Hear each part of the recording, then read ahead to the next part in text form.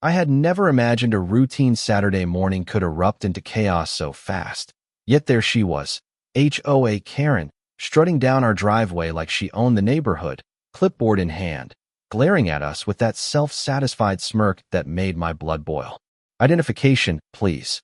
I need to see your IDs before you can proceed." She barked at my wife and me, her voice echoing with authority she had no right to wield. The audacity of it. Our community had suffered her petty tyrannies for years, from arbitrary fines to invasive inspections, but this crossed a line I'd warned my family about countless times. I reached for my phone to record her, but Karen wasn't waiting. She shoved past the gate, ignoring the private property, signs, and our repeated warnings. Her entitlement hung in the air, thick and suffocating, but I noticed something unusual. Her confidence seemed to have a crack in it today. Perhaps she could sense that we weren't going to be intimidated this time. My wife, calm but firm, met Karen's gaze and said, "This is private property. You have no right to demand our identification or enter without consent." Karen laughed, dismissing her with that overinflated sense of self-importance. The twist came swiftly. Just as Karen raised her voice, I saw the glint of tactical gear and polished boots at the end of the driveway. A SWAT unit had arrived, moving with precision and authority. My wife had called them earlier, not for a threat, but as a precaution, knew Karen's history of escalating confrontations. The leader of the team, recognizing her intimidation tactics, saluted my wife, acknowledging both her service and authority. The sight was staggering. Karen froze, blinking at the uniformed figures as they established a protective perimeter around our home. The arrogance in her eyes faltered. For the first time, she encountered an authority she could not bully or manipulate. The confrontation escalated quickly. Karen tried to assert control, waving her clipboard, insisting she had the right to demand identification and conduct an inspection. "Ma'am, step back," the SWAT leader said calmly, his tone final. "You are trespassing, and this property is under legal protection." The officer's disciplined stance and unwavering professionalism contrasted sharply with Karen's bluster, and I watched her confidence crumble. Her attempts to argue were met with polite but firm corrections. Her voice, once booming and untouchable, became shrill and uncertain. Neighbors began to gather, drawn by the commotion. Cameras appeared, and live streams captured every moment. The public exposure was immediate and brutal. Karen's reputation, meticulously built on intimidation and fear, disintegrated in front of everyone she had once dominated. She tried to salvage dignity by flailing her arms and demanding that someone call the HOA president, but her calls went unanswered. Her allies had distanced themselves the moment they saw she was powerless against the combined authority of the SWAT team and my wife's unwavering stance. In the middle of the chaos, an unexpected figure appeared, our retired neighbor, formerly a high-ranking military officer who had quietly observed Karen's escalating misdeeds over the years. He stepped forward, lending his support to our side with a commanding presence that further reinforced the lesson Karen was learning. No amount of arrogance could withstand unity, preparation, and lawful authority.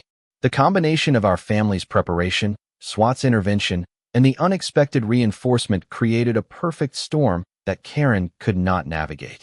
Karen's collapse was dramatic. Her face reddened, her hands trembled, and she muttered incomprehensible excuses.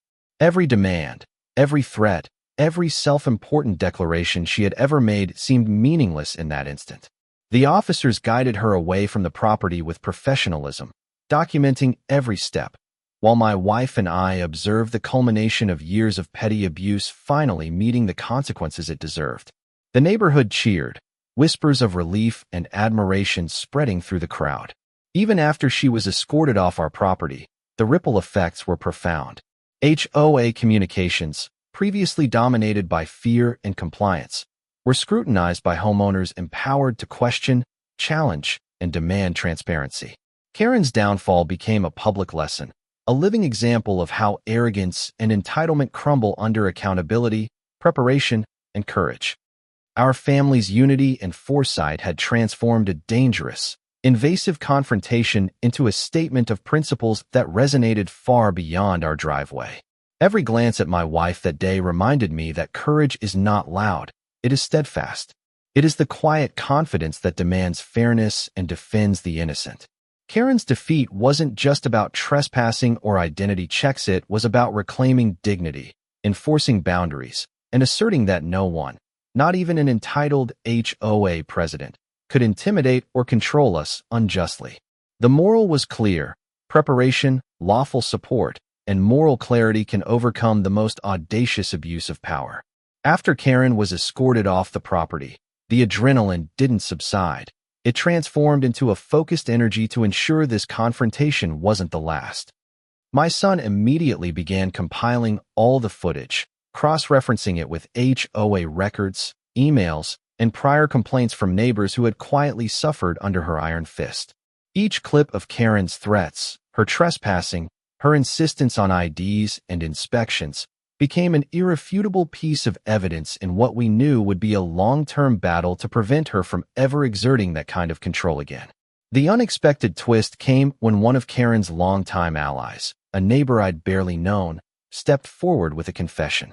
She admitted to colluding with Karen in attempts to intimidate residents, falsifying complaints, and even filing anonymous reports to bolster Karen's authority. Her face was pale, her hands shaking, but her testimony became pivotal. In exchange for full cooperation, she was granted immunity from legal repercussions. Hearing her speak, I realized the network of fear Karen had relied on for years was finally unraveling. Every manipulated email, every threat, every petty fine came back to haunt her. The federal authorities took note almost immediately. Our documentation, the SWAT footage, and witness testimonies painted a clear picture. Karen had overstepped her HOA role, trespassed repeatedly, and endangered residents with her arbitrary actions. The federal judge assigned to review the case didn't hesitate. With a calm but commanding presence, she issued an injunction preventing Karen from entering our property or any properties under our shared HOA's jurisdiction without explicit consent and a court order. Furthermore, Karen was held liable for damages, legal fees, and punitive fines, ensuring her past abuses were addressed not just symbolically, but financially. At the HOA board meeting that followed, the atmosphere was electric. Residents who had once cowered now spoke openly.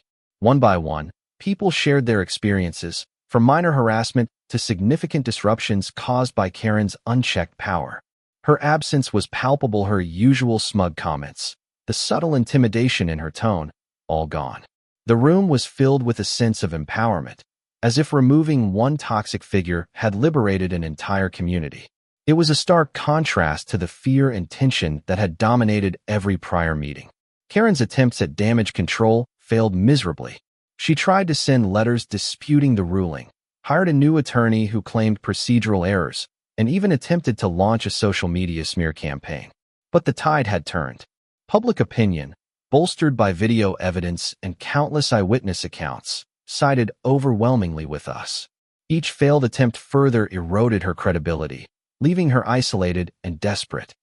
The irony wasn't lost on anyone. Years of exerting control through fear and manipulation had left her powerless in the face of law, truth, and community unity. Meanwhile, our family's lives gradually returned to normal, though with a profound sense of vigilance.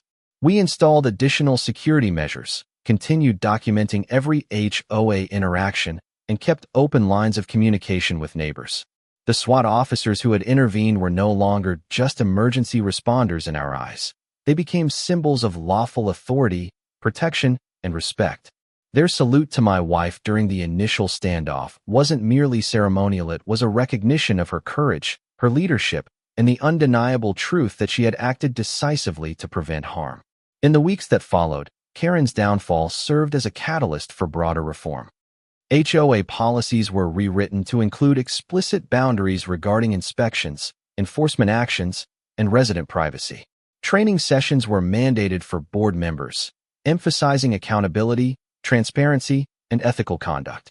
Homeowners who had felt intimidated or helpless now had formal channels to report misconduct, secure in the knowledge that the system could, and would, hold anyone accountable, even someone as previously untouchable as Karen. The ripple effect extended beyond our immediate community. Nearby neighborhoods took note. Residents shared our story widely on social media, and local news outlets highlighted the case as a landmark example of citizen empowerment against overreach. Karen, once a figure of fear, became a cautionary tale of arrogance meeting accountability. Her attempts to assert dominance and control had backfired spectacularly, leaving her reputation tarnished and her influence nullified. Reflecting on the experience, I realized that the confrontation was more than a legal victory. It was a lesson in courage, preparation, and unity. It proved that when confronted with abuse of power, a combination of calm determination, meticulous documentation, lawful intervention, and community solidarity could dismantle even the most entrenched tyranny.